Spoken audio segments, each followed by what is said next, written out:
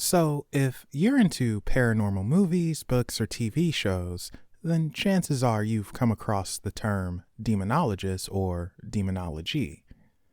So, what the heck is demonology, you ask? Well, let's freaking dive in and find the answer. Because this is Tell Me About It, Demonology. If you paid attention in school, you'll know just by looking at the word demonology, it means the study of demons. To be more specific, demonology is a subdivision of theology, and it is the study of demons and demonic beliefs. Demonology is not something you're born with, nor is it a supernatural ability of any sort. It is an interest that a person chooses to partake in. Some may say they feel as if it were a calling, and that may be, but ultimately it's still the person's choice to learn about the field of demonology or not. To better understand demonology, let's look at the name demon. Demon comes from the Greek word daimon. Depending on the source, a daimon is a spirit that is felt and not seen.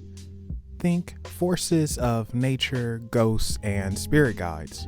Or a daimon can be said to be a messenger of the gods that is either good or evil.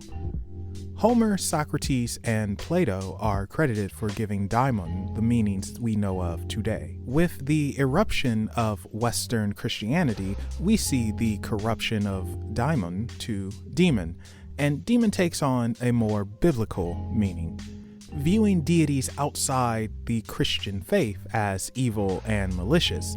They go against God's will. Because of that, we saw the creation of Malleus Maleficarum, also known as the Hammer of Witches. This was a compendium of literature that demonologists followed during the 15th, 16th, and 17th centuries. Because of the narrow view of Catholic demonologists at that time, many people were tortured, burned at the stake, and killed because of fear they were witches and working with demons. Theologists condemned the book and said how it went against Catholic doctrines of demonology. Considering its teachings were used for 300 years, I think it's safe to assume no one listened to the theologians. After the 17th century, the Inquisition and witch hysteria died down, and with that, so did demonology. While exorcisms still took place, demonology wasn't as present in the public eyes like it once was. For better or worse, demonology made a huge comeback thanks to the popular Exorcist story and the Warrens. Because of this, people are now calling themselves demonologists who have no study or training in the field, and they tend to romanticize it. One of those romanticisms is thinking that a demon is going to show up because you're reading about them. That just doesn't happen. It's fantasy gone wild. In many cases, it's rare for a haunting to be demonic, and this is where we see the fallacy of unstudied self-proclaimed demonologists come into play. They tend to jump the gun and only see things through the Christian point of view, which isn't the best if you're dealing with spirits of some sort. Sadly, demonology is mostly associated with Catholicism, even though demonology itself has no real religious ties.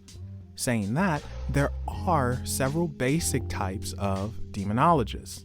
Roman Catholic demonologists who are under the authority of the church and will follow church teachings. Demonology historian. As the title suggests, this is someone who holds knowledge but does not put it into practice. They'll share their knowledge and even teach, but they're not active in cases. Religious demonologists. This is what Ed Warren considered himself to be. He did provocation, which is often seen as a no-no, cleansings, and also spiritual collecting. Ed was Roman Catholic, so he often viewed spirits that he dealt with as negative entities. The final type I'm sharing today is biblical demonologists. They're the ones who believe it is a literal spiritual warfare of good versus evil. Many of these types aren't studied and have self-proclaimed titles. They believe themselves to be exorcists, which is impossible. Exorcists are trained and not exclusive to the Christian-based religions. Many biblical demonologists follow the King James Version of the Bible and attribute scripture, albeit incorrectly, to what they claim to do. They see themselves as independent of the church and will do things that go against church teachings. If you run into these type of demonologists, freaking run. Now, the interesting thing about demonology is you don't need to be religious to study it. And if you are religious, your faith doesn't matter. Demonology is multi-faith. Many of the so-called demons are corruptions of gods and goddesses and other deities of various religious backgrounds. Approaching demonology from a single viewpoint will lead you into a wall, so demonologists should have an open mind. Demonologists who are into the occult or investigate the paranormal tend to study theology, mythology, and psychology as well. The purpose of theology and mythology is to understand the traditions and cultures where the entity they come across is from. Psychology is studied to help separate incidents only happening in the reality of someone's mind versus incidents happening in the reality of the world.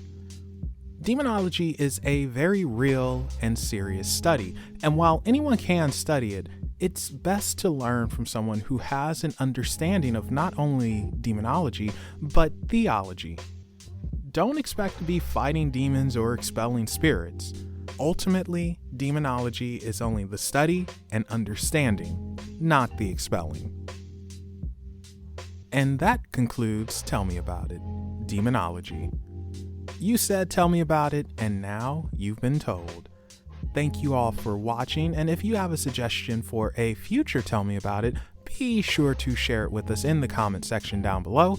And thank you guys again, and I will be seeing you next time.